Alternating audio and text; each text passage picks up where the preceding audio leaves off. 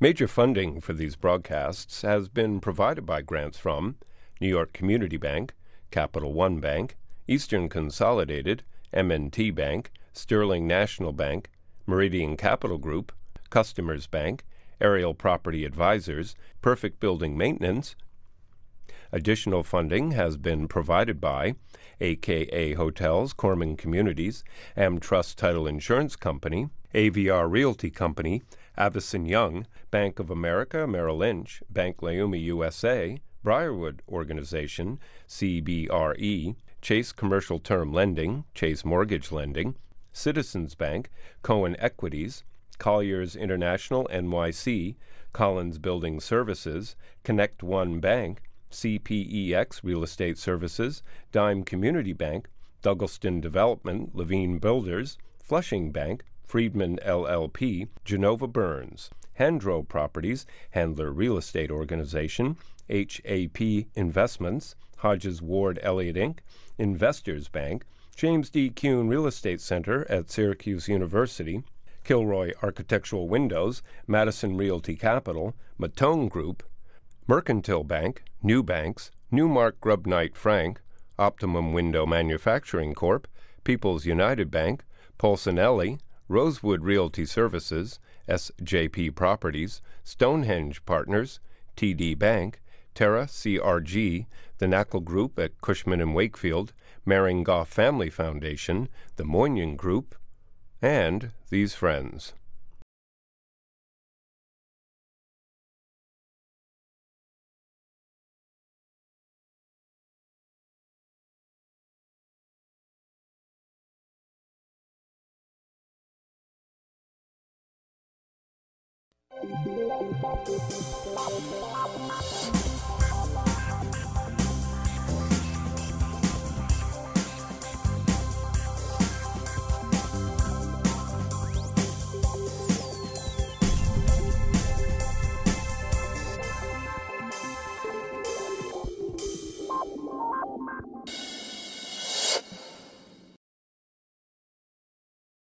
It's called ferries. It's light rail. It's other means of public transportation. But in order for the city and the region to grow, we need these alternative means of transportation. So today I've assembled this group of distinguished business leaders who will provide their insight and their thoughts on the subjects of public transportation. My guests include Jeff Levine, who is the chairman and CEO of Douglaston Development, Levine Builders, and Clinton Management. Peter Bronsnick, who is the Senior Vice President at SJP Properties. And last but not least, Seth Pinsky, who's the Executive Vice President at RXR Realty. So since you were in the public, okay, you were in the administration for how many years? 10 years. Okay, so 10 years administration, and now you've been on the dark side for what, 3 years? About 3.5. 3.5 years. In order for areas to grow, especially with your company that you're involved with, how are we going to get people around? Because that's the biggest detriment that we have in the neighborhood to grow our communities. You know, the interesting thing about the region is that over the last 10 or 20 years, we've seen almost all of the growth occurring in the core of the region. And what has happened over time is that the core has kind of expanded as it's become more expensive and people have been pushed out to 1 level out, 2 levels out, 3 levels out, et cetera. But still, if you look at population growth in the region, it's largely occurred in the city as opposed to outside of the city. If we're going to continue to grow and accommodate people in an affordable way, in addition to growing the city and developing in the city, we also have to find ways to spread the development out. And public transportation is really the key to being successful at spreading people out, because the idea is not to create sprawl like we've done in the past, where it's difficult for people to access jobs and other services. You want them to be able to get to the core easily, but to be able to develop over a larger area. So let's talk about some of the developments you're involved with today and the alternative transportation. Well, we're developing all over the region, but what we're in particular looking at and have been looking at over the last couple of years has been transit-oriented development in suburban downtowns. And what we found is that there's a desire, especially among young professionals and also empty nesters, to have a walkable, to live in a walkable environment where there's diversity and character. But they often either can't afford or don't want to live right in the city center. And so what we've been looking at is areas where you have that diversity, you have that walkability, but where with the help of public transportation you can access the core without having to pay core prices. And so we have, for example, a 440 unit development that we're under construction on in Yonkers, which is a 30-minute train ride from Midtown Manhattan. We have a 10 million square foot master development project that we've worked on with the City of New Rochelle and our partners Renaissance Development that again is a 30-minute train ride into Grand Central. We have a master development project on over 50 acres in Glen Cove, which not only is accessible to a number of Long Island Railroad stations, but also will have a ferry service that will take people from the development directly into Midtown Manhattan. So for us, what we're looking to create is that urban feel, but to do it in places where the rents that we can charge and the cost of living is going to be significantly lower. Jersey has been active in public transportation and also in light rail. How has it helped in the development of your buildings and tenants coming to them? So in Hoboken in particular, Waterfront Corporate Center has been very successful right on the water in the southern part of Hoboken. And really that transit terminal is New Jersey's most active transit hub. You have the light rail, you have ferry, you have the path, you have NJ Transit, and you have bus. And for us in New Jersey, it's all about accessing labor to both Hoboken and Jersey City. And those modes of transportation have been critical. You're pulling from the east, you have the accessibility of NJ Transit coming from the west and the western New Jersey suburbs. But it's really changed as these communities grow around sort of the necessity of the commutation. You're starting to see more and more, cool things happen in downtown Jersey City. And Hoboken is a brand that's unique, I think, special unto itself. You have a walkable transit village. If we were to plan a city together outside of New York, we probably couldn't have done a much better job than Hoboken. But you also are in Newark. Let's talk about Newark. So in Newark, you have a little bit different system, but you have, again, good accessibility from Penn Station, and then you have the Broad Street Station with an independent light rail system that gives you access from the southern part, if you will, Newark Penn Station, up to the northern part of the market. And there, too, the connections are really the key, the catalyst for the strength of the city. And then you're starting to see the retail and the residential fill in around the northern part of the Newark market by Military Park, by Washington Park, and the transformation's been tremendous. Now, in the green room, you had mentioned that one of the difficulties of the ferry system is the cost. Correct. Yeah, for us, our tenants, I think, would love to leverage the ferry systems and utilize them more often. They're extremely convenient and quick. The 8-minute ride to downtown Manhattan or midtown Manhattan from either the Paulus Hook, Newport, or even Hoboken terminals is incredibly desirable. But the challenge is that $16 to get you back and forth is expensive, and the monthly passes, even from places as far south as Middletown, can be prohibitively expensive. But it's the most convenient form of transportation for a lot of people coming from the New Jersey suburbs or the southern part of the state. Ferry has been very helpful to you in Williamsburg. Let's talk about that.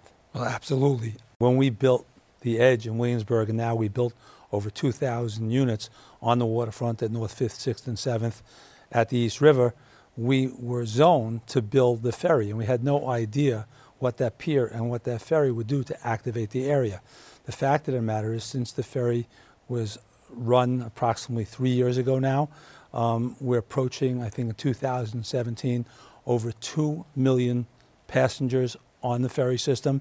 I believe almost 30% of them get on and off at the Williamsburg stop.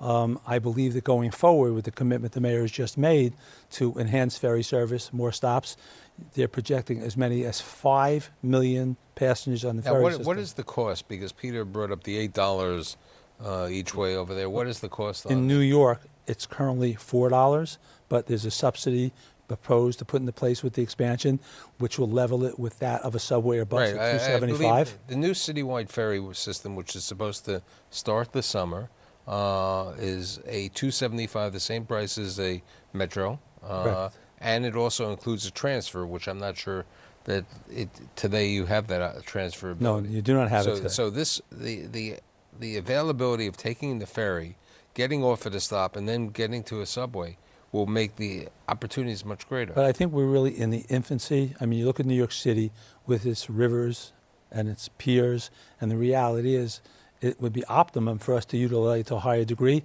And I believe we're just at the cusp of that now, because in putting in these ferry stops, we need to modernize it. We need to have electronic access, which I believe is being anticipated. Something very important. It's a beautiful thing to wait on the river in the spring or the fall or the summer for a ferry. But in the cold wind of the river in December, it can be less attractive.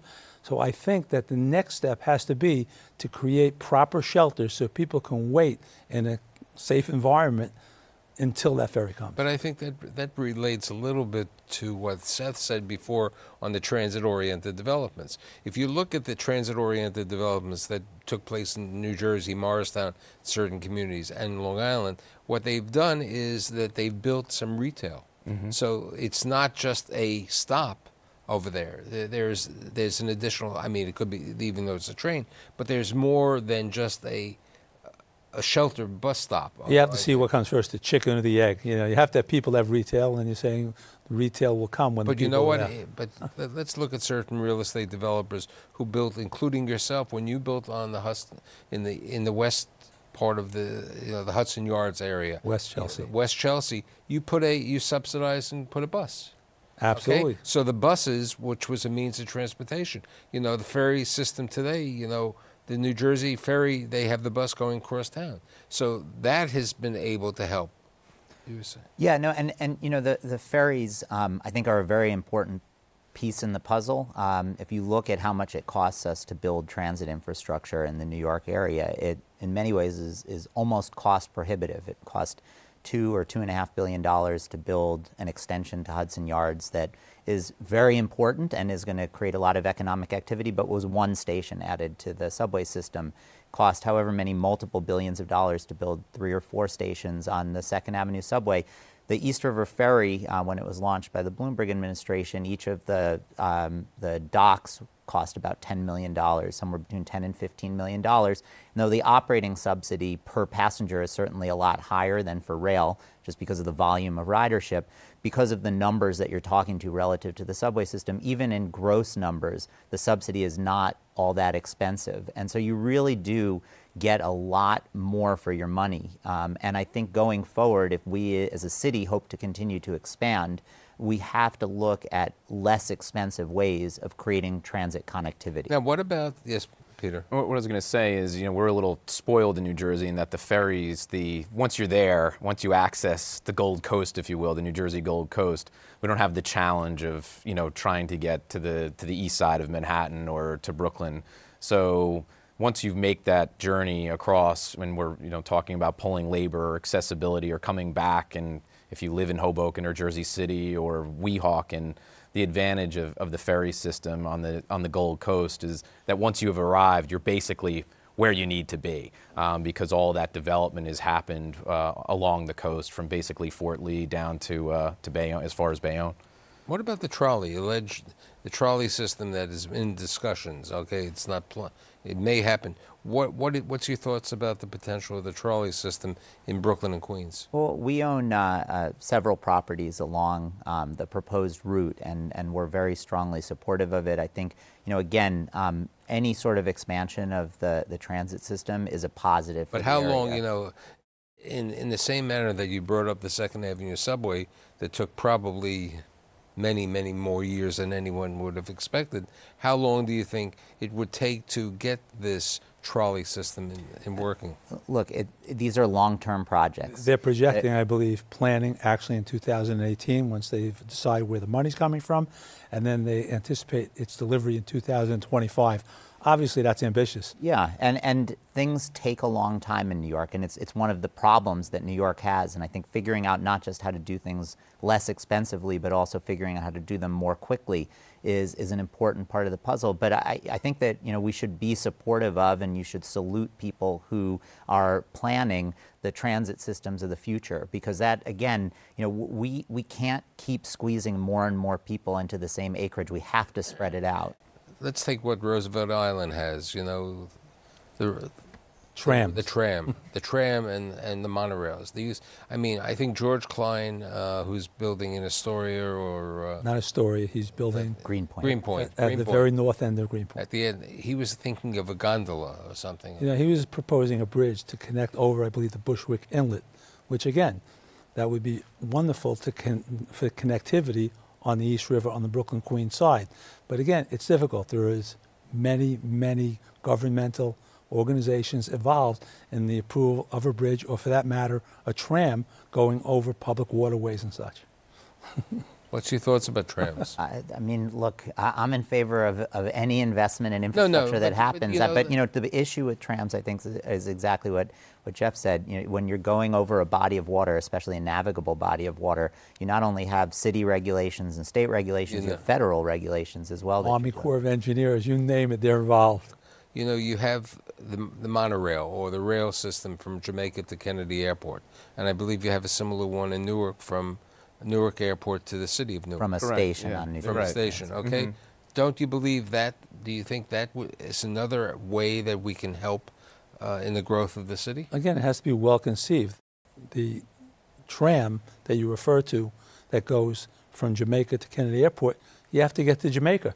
So basically it's the train to the plane, which not very many people, I believe more employees of the airport are using that to get to work than air travelers are using it to get to the airport. Well, and another point I would just make quickly is that as important as new transportation infrastructure is, we also have a lot of existing transit infrastructure that we're not utilizing to the fullest. And again, if you look out in the suburbs, it's almost criminal how many of our commuter rail lines, the stations on them, are surrounded by surface parking lots. And the good news is that, you know, because of some of the challenges that suburban communities have been facing in retaining certain populations and attracting businesses, that in the past where a lot of these communities were very resistant to development, especially any sort of density, I think increasingly they're realizing that that's really the ticket to their future. So in addition to the projects that I was describing before, we're also doing similar developments in Hempstead, in Huntington Station, in Stamford, and all over the region we have these commuter rail stations that are just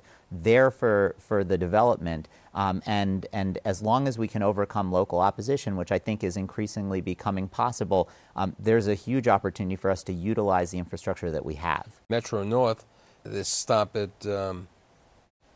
Yankee Stadium, okay? You know, the stadium's not open all year round, but the stop is open all year round, and it's helping some of the people who are living in that section of the Bronx relocate. I mean, you've said the Bronx has great opportunities.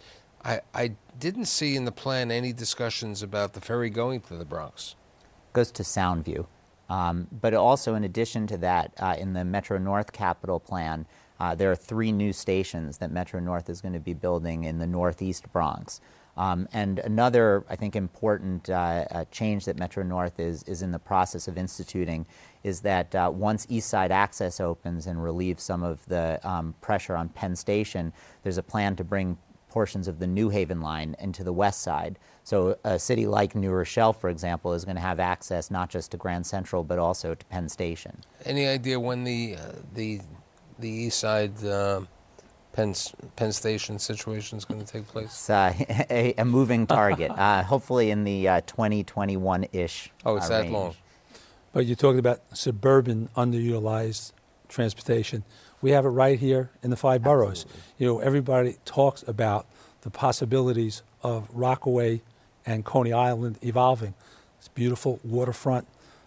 It's theoretically in close proximity to employment centers, but the trains, which allow people to come back and forth, take over an hour. We should have focus on better train service. As you said before in our discussion, subsidizing housing over there is not going to work until you give them proper transportation. what about the buses? I mean, there is the plan right now, the discussion, I think there was recently in the paper, because of what's going to happen, that the L train is going to be closing, that they want to put buses that are going to on 14th Street. Well, buses on 14th Street is just one part of a complex problem to deal with the 10 million passengers that come and go from the Bedford Street Station every year. The reality is Brooklyn is well served by public transportation, whether you go to the south to the JMZ over at Marcy and Broadway or north to Long Island City and the G and the 7, you can use subway transportation from parts of Brooklyn that are on the L train. So the city is talking about, number one, enhancing bus service north and south, MTA surface transportation to get people to those subway lines, as well as the enhanced ferry service. So overall, I think the situation, and again, I have a horse in the race, having built quite a few units in Williamsburg, but I think it will be dealt with. They're anticipating that the work on the L train will take anywhere from 15 to 18 months on an expedited basis. Which means it'll take 3 years at least. Let's hope not. It appears from recent results of MTA contractors that work has been going better. Maybe we're getting more experience. Remember, a lot of this subgrade construction was a result of Hurricane Sandy when you were so actively involved in the city administration. And I think the contracting industry is getting more adept at handling it. Peter, there are plans right now to expand the light rail into Bergen County. Where do you see that happening? Well, I think that certainly helps with bringing the density down from Bergen County. You know, 900,000 some odd people coming from Bergen County or coming out of Bergen County, and you know, a good majority of those commuting for jobs, accessing Manhattan or again the Gold Coast. So that expansion is tremendously important. But I think to Seth's point, I mean, the initial light rail that they built was a $2 billion project. And I think we need to get more creative and not to get ahead of ourselves in terms of the future, but I see more, you know, shuttles, maybe not a bus isn't the word, but, you know, autonomous shuttles if we're going that way once they're safe.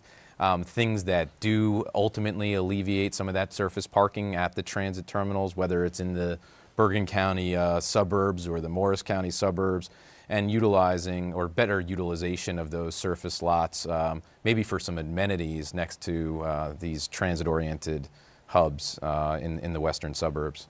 What you've done in West Chelsea and other areas, and a number of people have done, you know, because they've gone to 11th Avenue, 12th Avenue, they've had, what about increasing the number of these buses? Shuttle buses. We run private shuttle buses. No, but what I'm saying, so do they. I mean, SJP has a wonderful project called The Modern in Fort Lee. They run a shuttle bus to the George Washington Bridge. Correct. Mercedes Sprinter buses take the residents, you know, from the property over the bridge, and you know that's a little higher end. I think you know it's you know. In order to institute those, we run Chevy buses. Yeah, exactly. and you know, the Modern is a special project, and it's a beautiful project. But we could certainly institute more of that in our office product in New Jersey, not just SJP properties, but you know, some of our competitors are in the western suburbs. I think those shuttles would, and they have. In the Meadowlands, you see it. You're starting to see it in towns like Morristown. Those shuttles are becoming very important, taking some of the pressure off of our parking. The shuttles just in general in New York City, not the Mercedes, just the buses in general, taking people from their residence is very important. Well, again, we don't do what you do in Jersey. We're not going across the rivers with shuttles. My projects in West Chelsea, I was there before the 7 train, before the West Side Yards was put into place, and there was very cold walk from 11th Avenue to Penn Station where the subways existed. We ran shuttles. We brand the buses with our advertising so that they kill 2 birds in 1 stone. They take our tenants to the transportation as well as brand our project. Now, do you still have the shuttle? No, when they opened up the 7 train over at 33rd and 10th, 11th, we stopped doing it, and everybody's very pleased to walk the block on after the subway. You know, what's interesting, though, about buses is that over the last 20, 30 years, ridership on the subway has almost doubled, but actually ridership on the buses in the city, public buses, have declined. And the reason for that is the buses get caught in the same traffic that cars and everyone else get caught in. And I think that the opportunity that we have as a city, and we've started to do this but only halfway, is to look at real bus rapid transit where you have dedicated rights of way. And the BQX is an example of that. It happens to be on rails. But what about the select service bus? What I believe that, which came in your administration, the select service buses are really moving much better. Yeah, they move much better, but they still, the lanes still have people double park in them. People who are turning sometimes block the traffic. And if you've gone to cities around the world that have really robust bus rapid transit systems, they basically operate like subways. And that's something that I think over the long run New York should think about. I realize you live in Brooklyn, and Jeff has a number of involvement in Brooklyn. One of my young colleagues told me that there's like a small mini cars that you can take from one place to another place. Are you calling about the zip cars? No, this is not the zip. The car to go. Car to go, okay, which is a system where smart cars. A smart car where let's say you want to go shopping and then you drop off the car. It's a smart car, and it works out. So that's also helped. Yeah, look, we live in an interesting time. You have that. You have the advent of Uber, and the options for people to get around are certainly increasing. But we're all squeezing onto the same roads and into the same tunnels, and we just have to figure out a way to make our infrastructure more robust. What about the increase in bicycles? Yeah, certainly we see city bikes being utilized throughout Jersey City. I think you have it in Hoboken as well, but those areas, you just need to continue to expand upon it and grow those programs. Obviously, in these past few months, that's not an ideal mode of transportation, so you're limited to the season, but it certainly works. There's no question. Isn't it a rule now that you have to make bike rooms? We have huge dedication. Right, for every apartment. Space for bicycles. Right, for every two rivaling apartments. our car parking, frankly. It's really incredible. We have new sophisticated systems for racking the banks, and people really do use these bicycles. I really think the city should pass a law requiring helmets for the city bikes, because we all know we've seen or heard of tragedies, and it just seems foolish to me with everything we know about bicycle safety. So in summation, it sounds to me that the outlook is bright for well-planned alternative transportation systems, okay? As we were saying prior to the show, maybe the utilization of the line, the extra rail in Long Island, in the Rockaways would help out over there. But one last question, which was written, but I've spoken about it many times, is the number 7 is a great train. It's great that the Hudson Yards is there. But when all of the people move into the neighborhood and all the offices and all the new residential, will that station be able to be capable to supply? Well, I think the thing to remember about the 7 train is it was actually designed to support the Jet Stadium. And so the capacity was designed to allow 50,000 people or 70,000 people to leave a single location, come all at once, and then jump on a train and go wherever they're going in the city. So, look, it's going to be crowded. It's going to be crowded like everywhere. Has everybody here entered that train station and taken that escalator down into the bowels of the subway system? It's an incredible work of science and art, and I believe that the capacity will be there. Okay. So I'd like to thank Jeff, Peter, and Seth, and I'll see you next week.